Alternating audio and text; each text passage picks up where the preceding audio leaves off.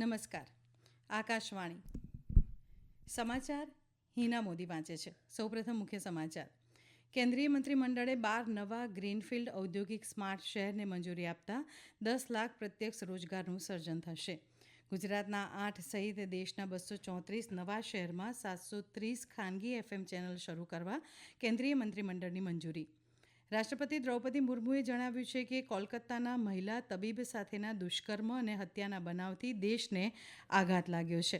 પ્રધાનમંત્રી જનધન યોજનાને એક દાયકો પૂર્ણ થયો. દેશભરમાં 53 કરોડથી વધુ લાભાર્થીને બેન્કિંગ સુવિધા અપાઈ.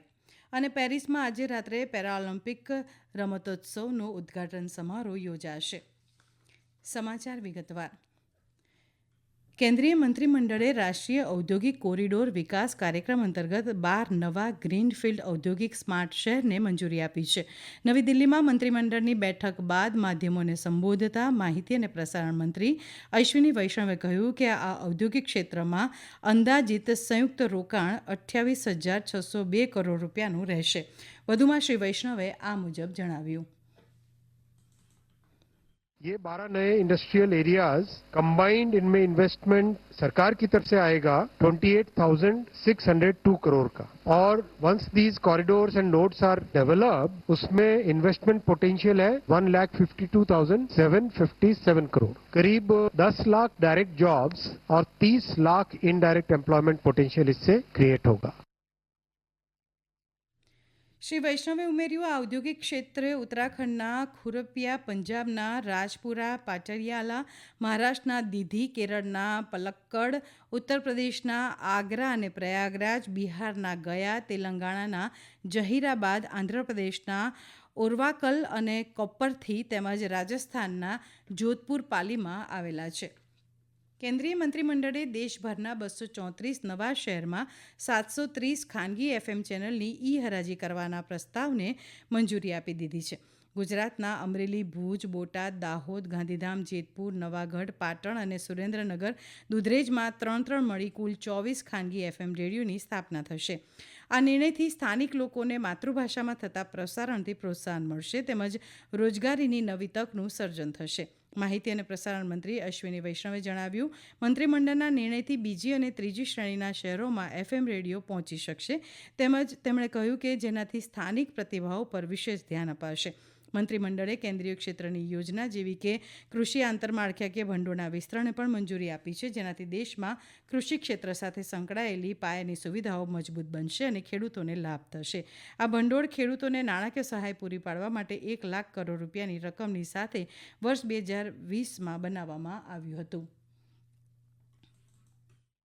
करीब 234 सिटीज है जहां पे अभी भी प्राइवेट एफएम रेडियो नहीं है. 234 सिटीज जिनमें 730 चैनल्स को एक्सपैंड करने के लिए ये फैसला लिया गया है. इसमें रेडियो इंडस्ट्री की बहुत सारी प्रॉब्लम्स जो थी उनको भी सॉल्व किया गया है, उनके फाइनेंशियल हेल्थ को सुधारने के हिसाब से. રાષ્ટ્રપતિ દ્રૌપદી મુર્મુએ આજે જણાવ્યું હતું કે કોલકાતામાં મહિલા તબીબ સાથે થયેલા દુષ્કર્મ અને તેની હત્યાની ઘટનાથી સમગ્ર દેશ આઘાતમાં છે.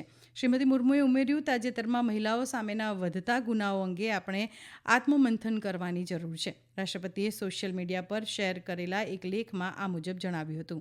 રાષ્ટ્રપતિએ કહ્યું, મહિલાઓ પર થતા અત્યાચારમાં નાની બાળકીઓ પણ સામેલ છે અને કોઈપણ સભ્ય સમાજ બહેન દીકરીઓને આ રીતે અત્યાચારનો ભોગ બનતા સહન નહીં કરી શકે. સુશ્રી મુર્મુએ ઉમેર્યું કે આવી ઘટનાઓથી દેશભરમાં રોષ ફેલાવો સ્વાભાવિક છે.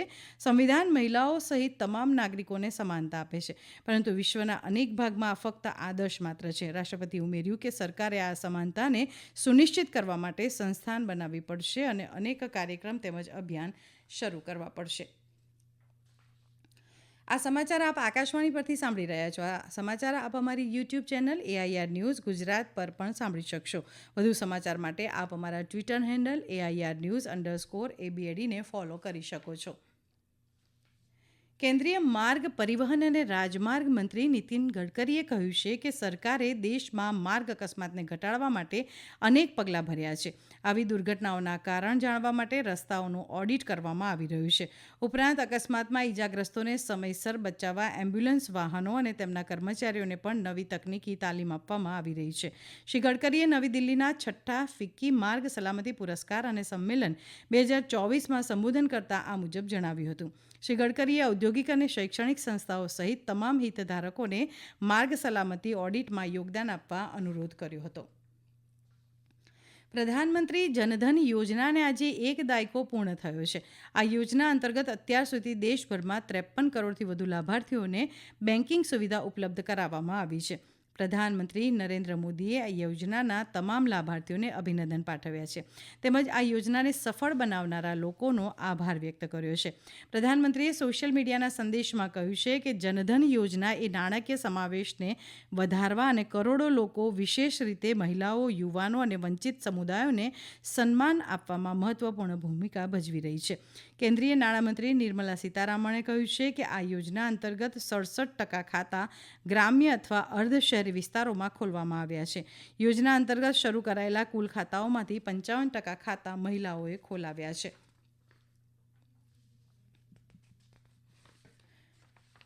પેરિસમાં આજે પેરાઓલિમ્પિક રમત 2024નો ઉદ્ઘાટન સમારોહ ભારતીય સમય અનુસાર રાત્રે 11:30 વાગે યોજાશે. ભારત તરફથી ભાલા ફેંક ખેલાડી સુમિત અંતિલ અને શોટપુટ ખેલાડી ભાગ્યશ્રી જાદવ ધ્વજવાહક રહેશે.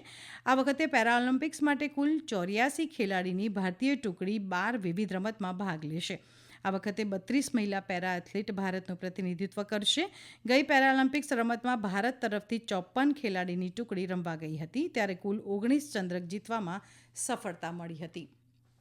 ભારતીય હવામાન વિભાગે આગામી 48 કલાક માટે ગુજરાતના કેટલાક જિલ્લાઓ માટે વરસાદ માટે રેડ એલર્ટ જાહેર કર્યું છે, જ્યારે કચ્છ અને સૌરાષ્ટ્રના અલગ અલગ સ્થળોએ અતિભારે વરસાદની આગાહી કરી છે. હવામાન વિભાગે અમદાવાદ, વડોદરા સહિત કેટલાક જિલ્લાઓ માટે ફ્લડ રિસ્ક એલર્ટ પણ આપ્યું છે. છેલ્લા 24 કલાક દરમિયાન રાજ્યના 200થી વધુ તાલુકાઓમાં હળવોથી ભારે વરસાદ નોંધાયો છે.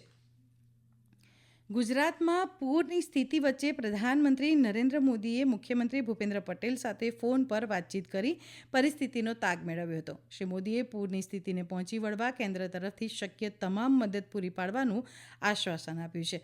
હવામાન વિભાગે આજે રાજ્યના અનેક વિસ્તારમાં ભારે વરસાદની આગાહી વ્યક્ત કરી છે, જ્યારે સૌરાષ્ટ્ર, કચ્છ અને દક્ષિણ ગુજરાત સહિત અનેક જિલ્લા માટે રેડ એલર્ટ પણ જાહેર કર્યું છે. દરમિયાન વડોદરા સહિતના પૂરથી અસરગ્રસ્ત જિલ્લાઓમાં રાહત અને બચાવ અભિયાન યથાવત છે.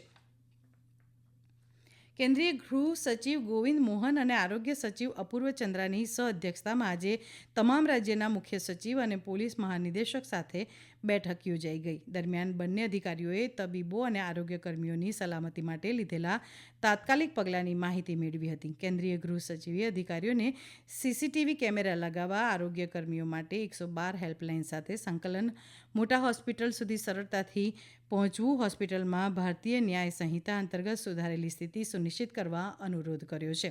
જ્યારે આરોગ્ય સચિવ અપૂર્વ ચંદ્રાએ રાજ્યોને નવા વિચારની સાથે આવવા માટે પ્રોત્સાહિત કર્યા અને તાત્કાલિક પગલાઓ પર ભાર મૂક્યો હતો. અંતમાં મુખ્ય સમાચાર ફરી એકવાર.